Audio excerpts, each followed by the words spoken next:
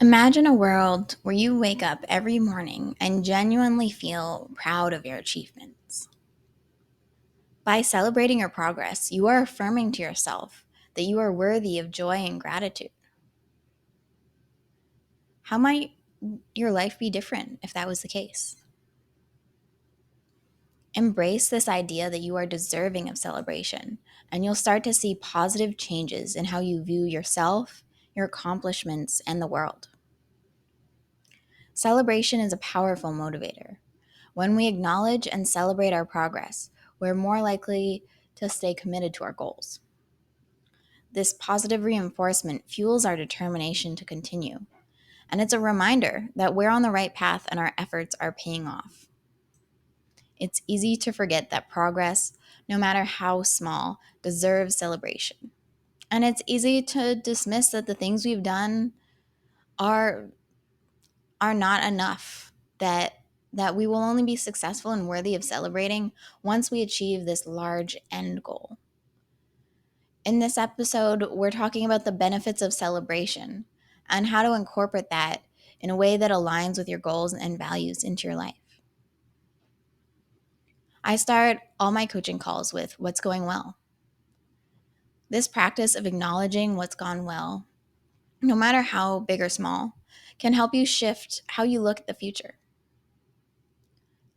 Most of us are more focused on what hasn't gone as planned. And while there is a place for that, it can get in the way of our goals when we do it in excess. It can lead us to doubt ourselves and to hesitate in taking action.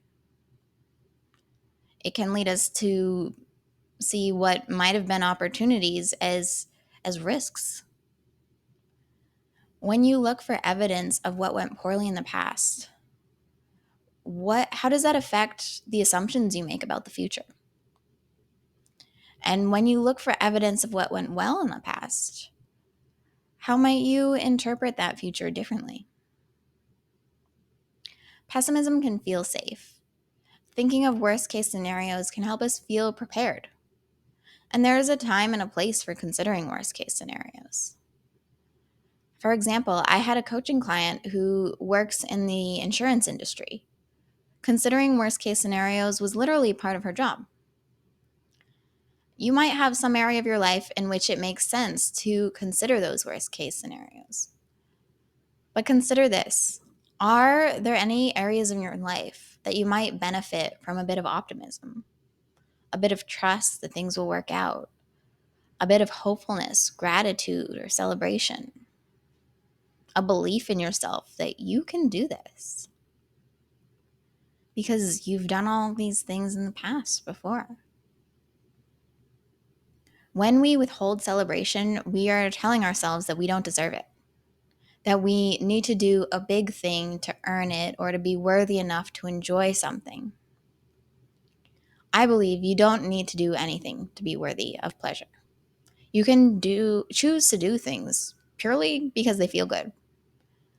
And tying some of that celebration of life to celebration of specific completed tasks can be hugely helpful when developing or maintaining new habits.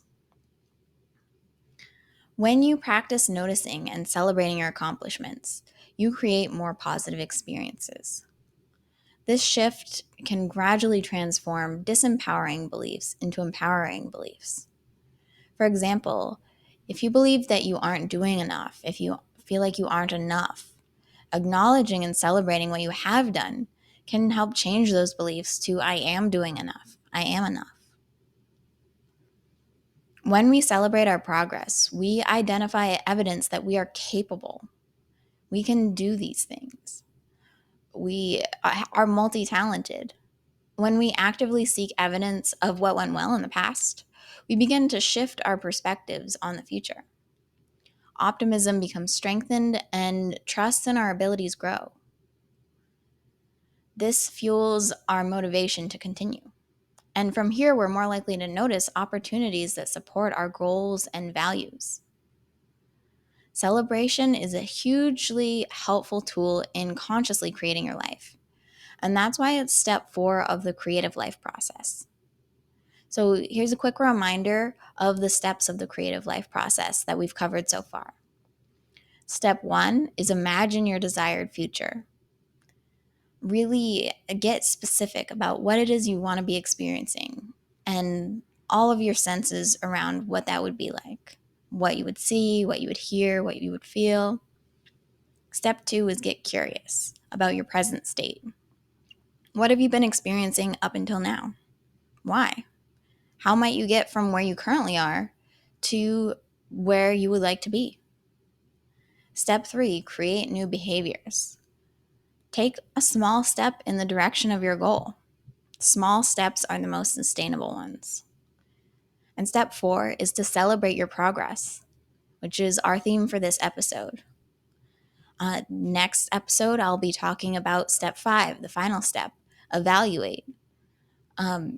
To treat this like an experiment. What went well? What could have gone better? What do I want to continue doing? What have I determined isn't for me? So now that we've covered the important why a celebration is so important, I want to talk about some ways to celebrate. So you can celebrate any occasion on any budget. It can be free, it can cost money, it can take time, it can be real quick. It's all about what suits you and your goals and values and schedules best in the moment. So, first, you could acknowledge your achievements in some way. That might involve writing a victory log where you write down your accomplishments, whether it's making your bed or finishing that project. Share your success with someone you know will celebrate with you and encourage you to keep going. Or you could mentally list your accomplishments. This is most effective when you create a routine for celebrating. Make it a habit in your life. This is most easy to do when you connect it with a current habit. So you could tie it to your morning routine. Every morning when you shower, you intentionally list 3 things that went well, or your nighttime routine. Other ways to celebrate include giving yourself a hug or hugging someone else, dancing or singing to your favorite song, taking a nap. You could treat yourself to some good food, throw a party, buy yourself something nice, get a massage, go to a concert, go on vacation. Anything that you enjoy that feels good, that feels like you're treating yourself, like you're nourishing yourself. And there's so many more ways to celebrate. So let me know in the comments, how do you like to celebrate? Remember, a celebration works best when you align it with your goals and values. If it contradicts them, opt to do that thing in moderation. Or find alternative ways to celebrate that leave you feeling fulfilled and motivated. If one of your goals is to quit smoking, but your current go to for celebrating is smoking, consider what alternative ways of celebrating you could add in. Adding an alternative and enjoyable behavior is a much easier way to change a habit than just trying to stop a current habit. It's a way of incentivizing yourself and treating yourself kindly rather than punishing yourself and telling yourself, just stop that. Sometimes, and also sometimes the ways we celebrate can directly serve our goals. For example, if your goals is to have a more nutritious diet and you really enjoy that healthy smoothie you make for yourself in the morning, you could consider that smoothie a celebration. Every time you drink it, you could think about recent things you've done that you're proud of doing, or things you're proud of not doing, as you enjoy this treat you made yourself. As you are also on your way to achieving that goal of eating more nourishing food by having this healthy smoothie. So that is why step 4 of the creative life process is a reminder that you are worthy of celebration and your actions are deserving of acknowledgement. By embracing this step, you can motivate yourself to continue and to shift your focus from the things that are going wrong or could be going wrong to the positive things that are going well and could go well. This transforms your beliefs to create a more empowering experience of life. Celebrate your progress and watch as your life gains joy and meaning. You are doing your best, and you are worthy of celebration.